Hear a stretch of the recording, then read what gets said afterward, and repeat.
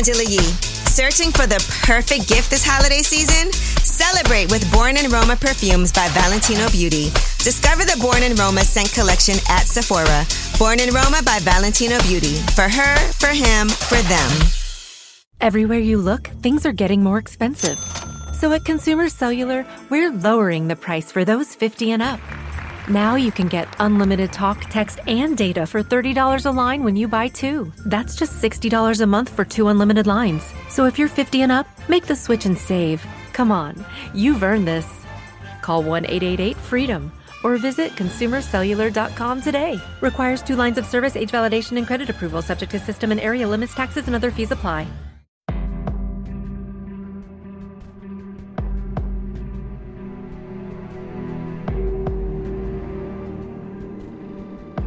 Michael Cline is an American fugitive who has been on the run for the last 54 years. Strangely, his attorney was also the attorney of another of America's longest-lasting fugitives, Sharon Kinne. Is there a connection? And more importantly, will either be found? I'm Charlie, and welcome to Crimelines.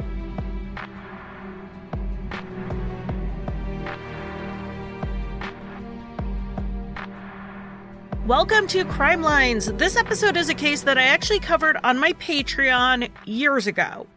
I made a list of the old Patreon cases that I need to redo and release on the main feed because these are cases that either are unsolved or they have an unsolved element to them, and they frankly never should have been put behind a paywall to begin with. So expect to hear a few more of these old Patreon ones over the next year or so. They'll mostly be on my second Wednesday cold case episodes. I don't really have a year's worth of them, I don't think, but I will be spreading them out. I could just repost the audio that I initially recorded, but the longer I've been podcasting, the better I am at finding information and presenting it. And there are more resources being uploaded to my favorite place, newspapers.com, constantly. So I think it's better to just redo them so that they're the best that they can be. So even if you heard this on Patreon, there is a little bit more information in this episode, and it's presented a little differently. My friend Marla, who is local to my area, recommended this case to me back when I first covered it, so I want to give her credit. We're going to start with Jo Ellen Weigel, who was born in Kansas City in March of 1952. She and her family moved to the suburb of Lee Summit, Missouri when she was about 7 years old. I have not seen any reporting indicating that Jo Ellen was adopted, and if she wasn't, I'm sure her arrival surprised her parents. When her parents, Joe and Esther, had their first daughter, they were 23 and 20 years old.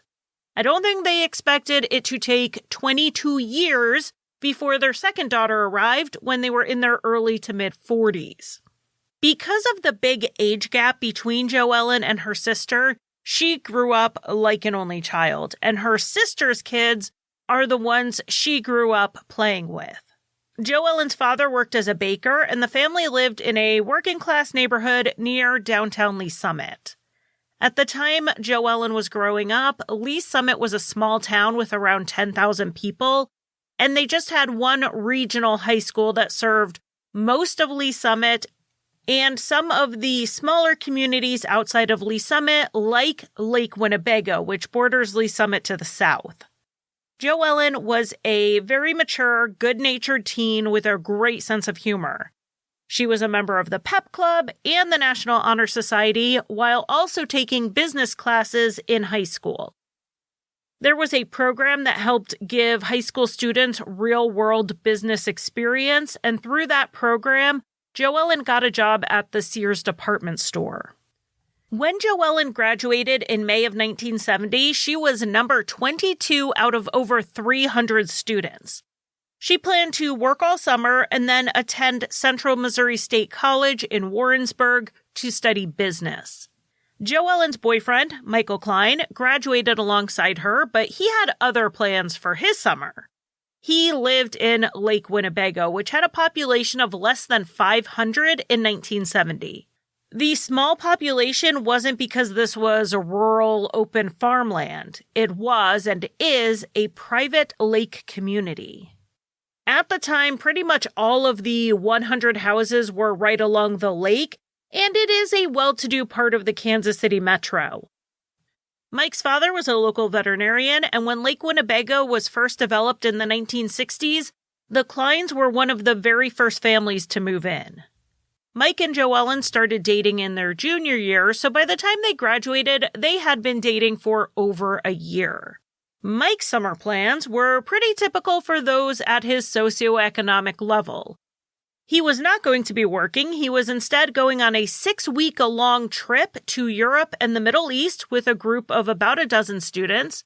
And when he wasn't traveling, he planned to spend his time on the lake, water skiing and having fun with friends before he too started college in the fall. Quite a bit would be made in the press over the disparity in Mike and Joellen's family's financial means. Things like Mike jet-setting while Joellen was having to work all summer. But those who knew Mike said he was a nice kid, always polite, and not some bratty rich kid. This perception would be challenged with what was to come, but those who knew him largely stuck with their opinion of him. Anyway, we'll get there. Around the time of graduation, or maybe a little after, Joellen told her best friend that she and Mike were planning on getting married. And not eventually getting married. They were actually going to be getting married pretty soon, and he had already bought her a ring. It seems like the engagement was not fully public information at the time, and it's not clear if either of their parents knew. Being that they were 18 and freshly out of high school, they may have anticipated a less than enthusiastic response, and that's why they didn't tell them. On Thursday, July 2nd, 1970, Mike showed up at Joellen's house to pick her up for a date around 6:30. He was leaving for that 6-week trip to Europe in a few days, and so they wanted to have a date night before he went. Joellen told her parents that she was going to go out with Mike, and then she was spending the night at a friend's house after. So when she left, she brought with her an oversized bag, like an overnight bag. But her parents noticed that Joellen and Mike lingered in the driveway for about 20 minutes. They didn't overhear what Joellen and Mike said to each other, but to them, it looked like they were arguing. They must have resolved whatever was going on because they got into Mike's car and left. The next morning, Joellen didn't stop by the house before work, and she didn't call her parents. This was notable because she had promised her parents she would do one or the other. But they just assumed she had overlooked calling and had gone straight to work, so they weren't that worried. That evening, when Joellen should have been home from her job and wasn't, her parents started wondering where she was. Her mother, Esther, first called Mike, the person she was most often with, but they didn't get an answer. So Esther then called the friend where Joellen was supposed to be spending the night. The friend answered the phone, but she was a bit dodgy with her responses to Esther's questions, particularly about did Joellen spend the night, what time did she leave in the morning, and where was she? Esther later characterized it as the friend giving conflicting stories. In hindsight, it seems to me like the friend was trying to cover for Joellen. We know now that Joellen never made it to the friend's house. It's not clear if that was even the real plan or if it was just a cover story for her to spend the night with Mike. Regardless, the friend probably thought that's what Joellen did. She stayed out with Mike, and this friend didn't want to tattle on her. I mean, Mike, Joellen, and the friend, these are all adults, but they are young adults, and they definitely had that teen mindset of not wanting to get someone in trouble. After getting these weird stories from the friend, Esther decided to call the Independence, Missouri police.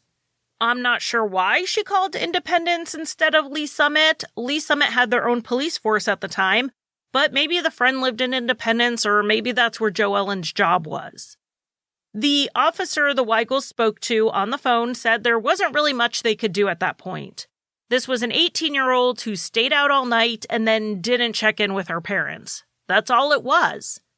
We have to remember this was 1970, back when waiting 48 or even 72 hours before reporting an adult missing was the norm. The police were no help, but Esther and Joe did eventually get in touch with Mike at about 11 p.m. on Friday night. He told them a story that they could hardly believe. Mike said that he and Joellen had gotten married that Thursday night.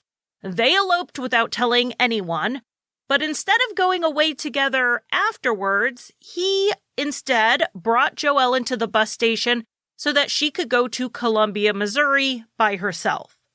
One of Joellen's nieces, Christine, lived out there, and if you remember, Joellen's only sister was an adult when she was born, so her daughter was more like Joellen's cousin.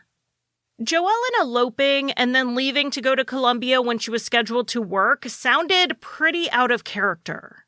So Esther and Joe decided to get in the car and drive the 2.5 hours east to Columbia to see what was going on.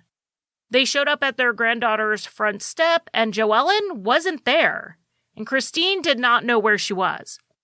According to the Columbia Daily Tribune, Christine had gotten a letter from Joellen indicating that she was going to come for that weekend and that she was arriving by bus, but she never showed up.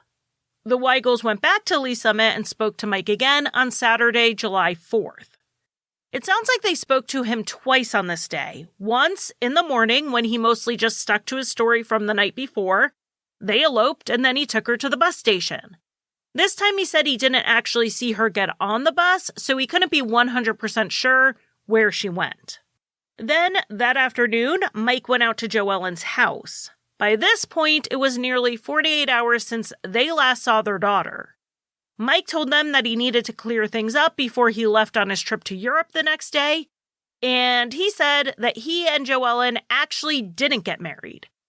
But he did bring her to the bus station, and he sent a Western Union telegram to Christine to let her know that Joellen was on her way. The last he saw Joellen was at that bus station. In talking to Christine, they learned that she never got any telegram from Mike, so now we have a friend with a changing story and a boyfriend with a changing story that doesn't add up. Neither of these things made the Weigels feel more comfortable. On Sunday, July 5th, Mike showed up at the airport with his travel group to leave. A lot of friends and family came to say goodbye to the students since they were going to be gone for a month and a half, but Joellen never showed up to see Mike. He told his teacher/chaperone Kay that he expected to see her and he was worried that she hadn't come. He then tried to call her from the airport. The group then had a layover in Chicago, and then they spent the night in New York, and Kay remembered that Mike tried to get in touch with Joellen, both in Chicago and in New York, but he couldn't reach her. But it was while Mike was traveling on that Sunday that around 3:30 in the afternoon, a water skier on Lake Winnebago dropped into the water near the yacht club. This is a fairly well-used area of the lake, and being that it was the 4th of July weekend, there were a lot of people on the lake that day. As the skier hopped into the water and resurfaced, he looked over, and just below the surface of the water, he saw a woman's body floating face up. He quickly got out of the lake and went to call the authorities. When they arrived on the scene, they knew, first of all, that this was not a drowning accident. The young woman was mostly clothed with stockings and most of her dress on. She was wrapped in a fishing net with nylon ski ropes wrapped around both legs just below the knees. These ropes were then tied to 2 glass water jugs. One of these jugs had shattered, but the other was intact and full of water, so we can assume the other one had been full as well before it broke. There was a separate rope tied around her waist that was then tied to a concrete block. So clearly someone was trying to weigh this body down, hoping it wouldn't be found. There was an early theory in the case that it was possible that someone threw the body into the water using the I-71 bypass bridge, which is now known as Route 291. It is a small bridge at the western edge of the lake, and the current does move east in the direction to the yacht club near where the body was found. But that was quite a distance to go. Residents of Lake Winnebago did not think this was likely that summer because the lake levels had been relatively stable and the current just wasn't strong enough to have pulled the body plus the weights. But the only other way to get the body out to where it was found on the lake would be with a boat. And being that Lake Winnebago was a private community, only boaters with permission to be on the lake could have done it. And that narrowed the suspect pool down considerably. And it was narrowed down even more the next day when the body was identified. Mike Kline's father, Donald, knew that Joellen was missing, and he heard about a body being found in the lake. So he called Joellen's parents and even offered to drive them to the funeral home where the body was being held. Due to the condition after nearly 3 days in the water in the summer, they were not allowed to identify her visually. Instead, they were brought out a piece of the dress that the body was found in, and Esther immediately identified it as the pattern of a dress that she had made 18-year-old Joellen, and it was the dress she was wearing when she left on her date with Mike. Now, the next bit of information has been reported as though it was in the police report, but I don't know who made the statement. It would have had to have been the Weigels or the funeral director or all three, because they were the only ones there when this happened.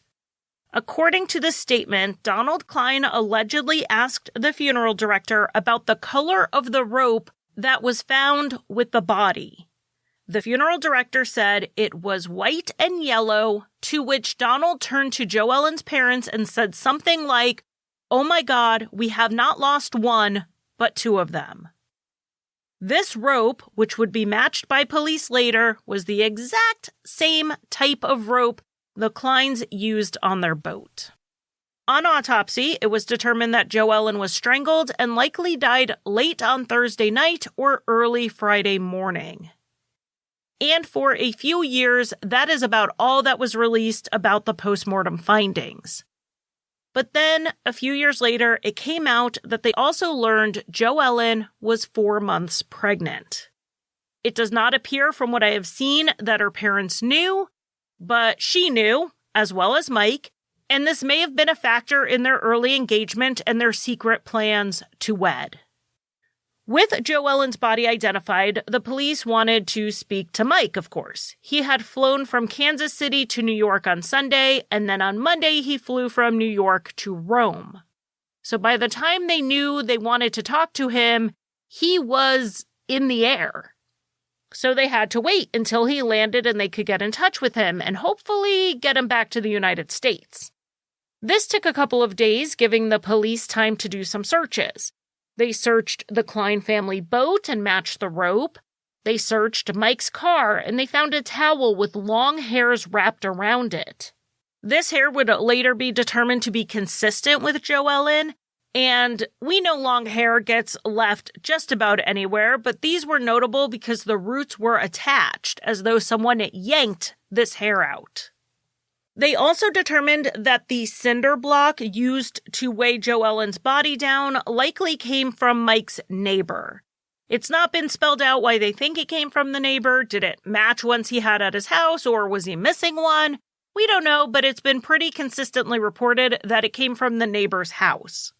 So all of the evidence they gathered in the early days of the investigation pointed them back to Mike Cline. He was the last one to see her. He was the presumed father of her baby, and he told 3 stories about what happened the night Joellen was seen. And of course, he had access to the rope, the cinder block, and to a boat on that private lake. Divers combed Lake Winnebago hoping to find other evidence like Joellen's overnight bag. Any evidence they have found has been withheld from the public, and it is not clear if the bag was ever found. The evidence they did collect was being sent to the FBI lab for processing as quickly as they were bringing it in.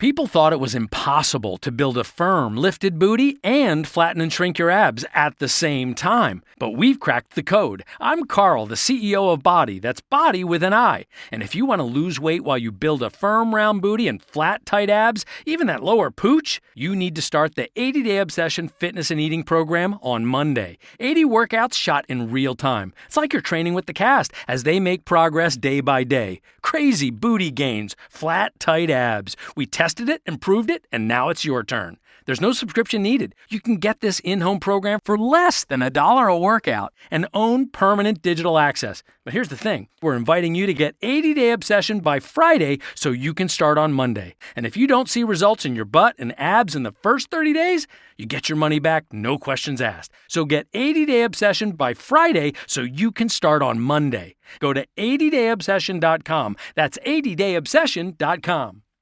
Are you ready to move easily and independently without pain or stiffness holding you back? Do you want to look in the mirror and see a hydrated glow instead of fine lines and wrinkles? Now you can with Native Path's collagen. This product will help improve your cartilage, bones, skin, hair, nails, and gut. And it's a single ingredient formula with no fillers, heavy metals, additives, or artificial sweeteners, ensuring complete purity and safety. Unlike others on the market, Native Path's collagen is completely flavorless and dissolves easily into anything. Coffee, smoothies, oatmeal, you name it. The best part? Native Path offers amazing bundle deals. You can get 3 or 6 packs at a fraction of the price of other brands. With over 4 million jars sold, 1 million happy customers, and a no-risk guarantee, visit getnativepath.com/radio to stock up on collagen for an incredible 45% off, plus free shipping.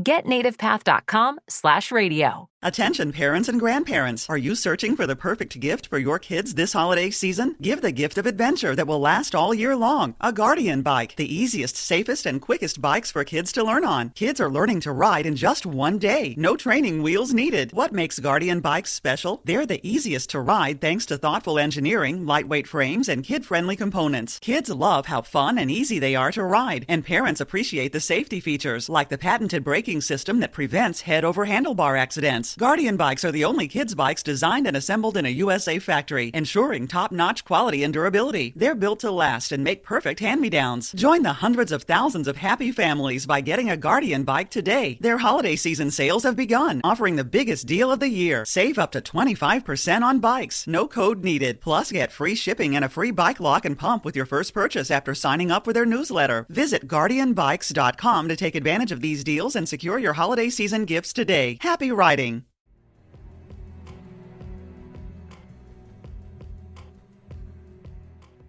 At some point in these very early days, Donald Cline saw the writing on the wall, and he hired an attorney named Alex Peebles to represent his son.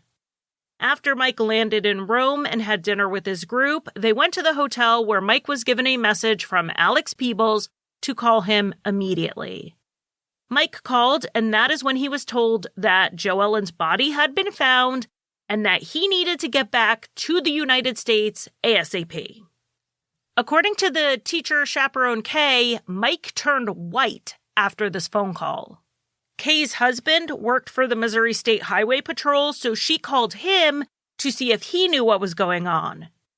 He confirmed that this was a homicide investigation, and he asked her how Mike seemed. And she said he seemed to be in shock. Mike returned to the United States the day after Joellen's funeral was held. The police went to the house to question him, but his attorney wasn't there, and when they tried to reach Peebles, they couldn't. So Mike refused to speak without his attorney present. Though there was one vague reference I found to a statement Mike had made contradicting the evidence, most reports state that he never spoke with the police directly. But that doesn't mean they didn't see him.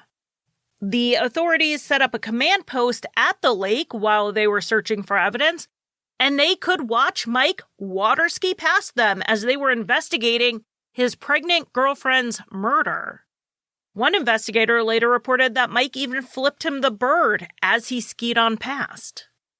On July 13th, it was announced that the lab results didn't really help much with this case and that what they had was circumstantial. But they convened a grand jury on July 23rd anyway, just 3 weeks after Joellen was last seen alive. Cass County, which is where Lake Winnebago is, hadn't called a grand jury in about 25 years. In Missouri, grand juries are only used for certain criminal charges, and Cass County is a small county population-wise. In 1970, the entire county only had about 40,000 people in it. And that's after it doubled in the previous 20 years due to all the new housing developments like Lake Winnebago. So crimes this severe were pretty uncommon. On Friday, July 24th, the grand jury handed down an indictment. It was a first-degree murder charge against Michael Cline. So the police headed to his house to arrest him. During the grand jury proceedings, the police had been keeping an eye on Mike's house. They knew the Clines had the financial means to help Mike disappear if need be, and they also knew the family had the support of their neighbors.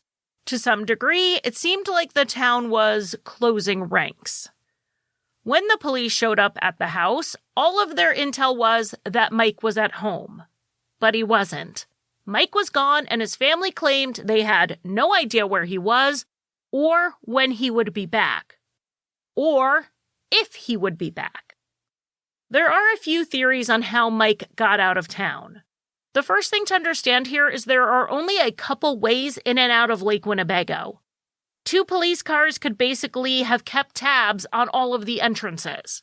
So the idea that they just missed him in the passenger seat of a friend's car is unlikely. If Mike left town sitting upright in a vehicle, they would have seen him. So one theory was that Mike had heard about the grand jury being called early enough that he left town before they were really paying as close attention to his movements. The last day any neighbors reported seeing Mike was the first day of the grand jury, but the police described the neighbors as being generally non-cooperative. Was it possible that they actually hadn't seen him for a couple days longer than they said? The predominant theory going around for a while was that his father, Donald, or maybe a neighbor, smuggled Mike out in the trunk of a car. In more recent years, a cold case investigator said that his theory is that Mike's attorney called the house to give them a heads up about the impending arrest, and Mike swam across the lake only to be picked up by a car on the other side. That's why he wasn't seen leaving. There are mixed reports on if this is even possible. Lake Winnebago is not Lake Michigan by any stretch of the imagination, and some say that Mike, who participated in track in high school, was athletic enough to have done the swim, but others say there was no way. However Mike got out of town, we do know he had to have had some type of outside help because none of the family cars were missing. Someone would have had to have picked him up and helped him get to a bus or train station or maybe even the airport. He did still have his passport. The day after they realized they couldn't find Mike, the FBI issued another warrant for unlawful flight. So now Mike had not just the state warrant for murder, but a federal warrant as well. And this was the first time an article on Joellen's murder was published with Mike Kline's name attached. There would be no trace of Mike Kline for the next year. As he was missing, theories on what really happened swirled around Lake Winnebago and Lee Summit. The prosecutor said at the time that he fully believed Joellen's murder was premeditated. One suspected motive can be found in Mike's own cover story. He told Joellen's family that they had eloped and then she left town. And she did leave with this overnight bag, but her best friend, where she was supposed to be staying, deflected when her parents asked where she was. The theory is that Mike told Joellen that they were going to elope that night, and if they didn't do it then, they would have to wait another 6 weeks until Mike got back from Europe. Joellen was already about 4 months pregnant, so waiting that much longer would mean she would likely be showing by the time he returned.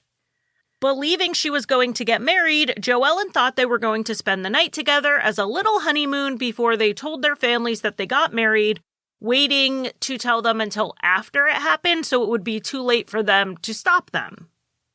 But Mike actually had another plan. He didn't see how a wife and a baby would fit into his future and his dreams of going away to college. So he didn't actually want to marry Joellen before he left for Europe. He wanted her gone from his life. This may have even come up before Joellen got into his car because they had that argument outside of her house for those 20 minutes before leaving. And that is the argument for this being premeditated murder.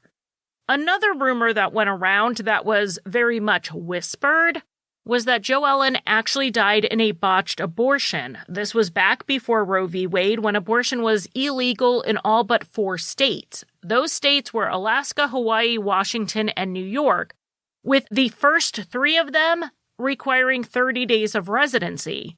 So New York was the only option for anyone to travel to get legal abortion services, and New York was very far away from western Missouri where she lived.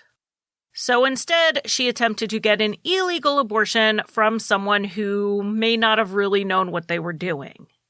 Unless the information released from the autopsy is both inaccurate and incomplete, there really is no evidence this happened. But I think it was the lack of information being released that made people start having these alternative theories. There is an alternative theory that has about as much evidence as the premeditated does, and that's that Mike did plan to marry Joellen that night. He got cold feet, an argument ensued, and he turned violent in the heat of the moment. The one theory that doesn't have a ton of supporters, but does have a few, is that Mike didn't do it, that he's innocent. Not that he wasn't involved at all, but that someone close to him, maybe to protect him from the consequences of having a pregnant girlfriend, decided to kill Joellen. Mike knew it happened, maybe he even helped cover it up, and then he went on the run because he didn't want to go to jail. Though some people do think that's possible, and Mike hasn't been tried and convicted in a court of law because he took off, the evidence we have, in my opinion, points towards his guilt. At some point in 1971, a federal grand jury was called to try to get information as to where Mike could be. According to the Kansas City Star, 8 members of his family were subpoenaed: his grandmother, his parents, an aunt, a cousin, and his 3 siblings, even though 2 of those siblings were minors at the time. Grand jury proceedings are secret, so we don't know exactly what was said. However, the FBI was quoted in a 1972 Kansas City Star article as saying, quote, "The family alleges the boy is dead, but he is alive and well," end quote. And one reason they know Mike was alive was that he made a phone call around the Christmas of 1971, after nearly a year and a half as a fugitive. He called a friend of his and told him that he was doing well and attending school, but he did not give any specific details as to the location of that school. And this was a lead that the FBI had already thought of. They didn't think Mike, who grew up well-to-do and as a member of the National Honor Society, was going to flee and just work manual labor jobs for the rest of his life.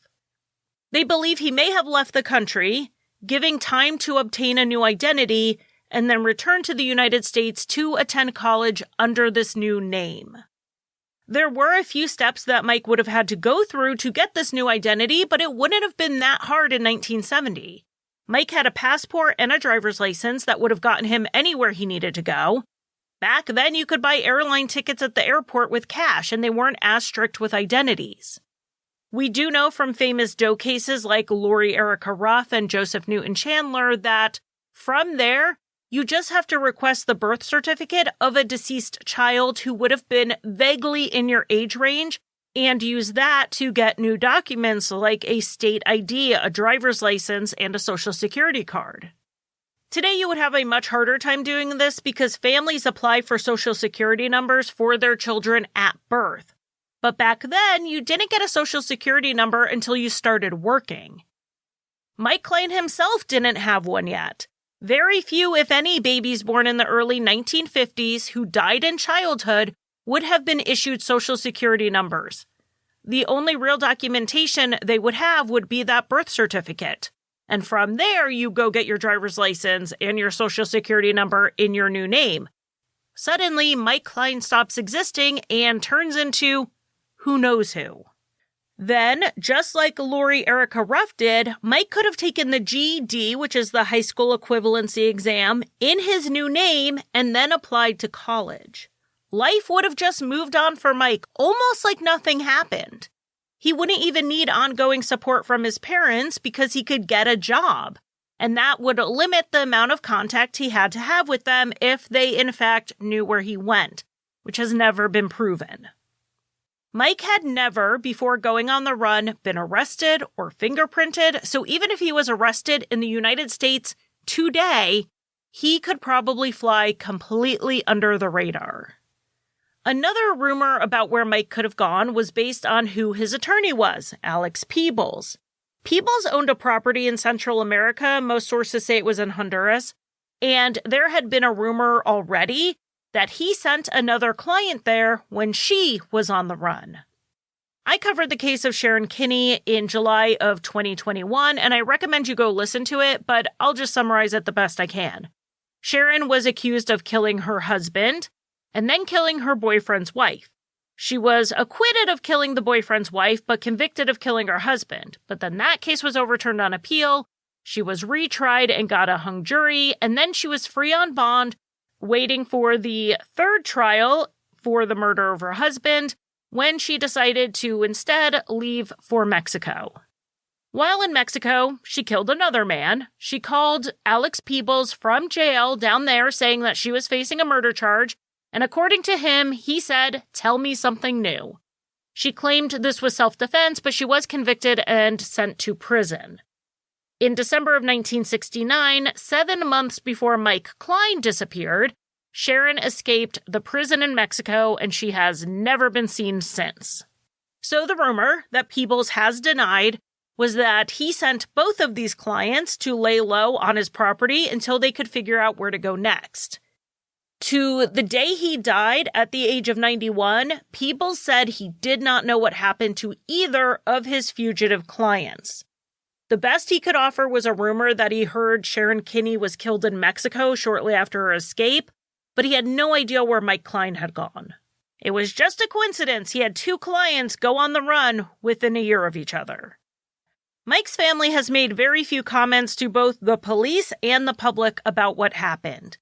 One of the only exceptions to this was in 1989 when one of Mike's sisters spoke to a journalist, but she asked that her name not be printed.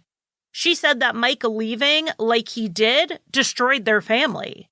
There was a cloud of suspicion as everyone believed that Mike had killed Joellen, his pregnant girlfriend, and that the family was somehow involved, or at least involved in helping him get away. She said they did not know where he went, and when he never resurfaced, most of the family assumed he had died, and they had to believe that so that they could move on. When Mike's father died in 1988, Mike was not mentioned in the obituary as either a surviving child or a child who predeceased him. He was just not mentioned at all. And of course, Mike's father's funeral was staked out by the police in the hopes he might show up, but he never did. This erasing of Mike has worked for 54 years. If Mike Kline was alive today, he would be 72 years old. He could have a wife, children, grandchildren, and they have no idea who he is or what he's been accused of, if he even is alive. He may have died already, mourned and buried under a fake name.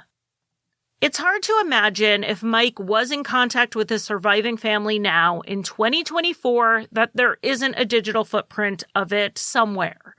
You have to wonder if the authorities occasionally check on the social media pages of his family members to see if someone they can't place just pops up liking a post or making a comment.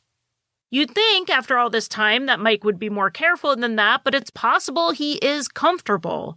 And he may start slipping up. It's just dependent on someone paying attention at the right time to catch it. As for Joellen's family, her parents and sister have all passed away, never getting justice for her. After the first anniversary of Joellen's death, they were done doing interviews. It was just too painful to not only grieve for her, but watch her rich kid boyfriend get away with it. Her niece, who she was close to, has done some media in the years since, and she hopes one day they at least find out what happened to Mike Kline. Even if they just find out who he became, it would be something, even if it's too late for justice. If you know anything, you can call the Cass County Sheriff's Department at 816-380-5200 or call the Greater Kansas City Crime Stoppers hotline at 816-474-TIPS. That's TIPS. These numbers will be in the show notes.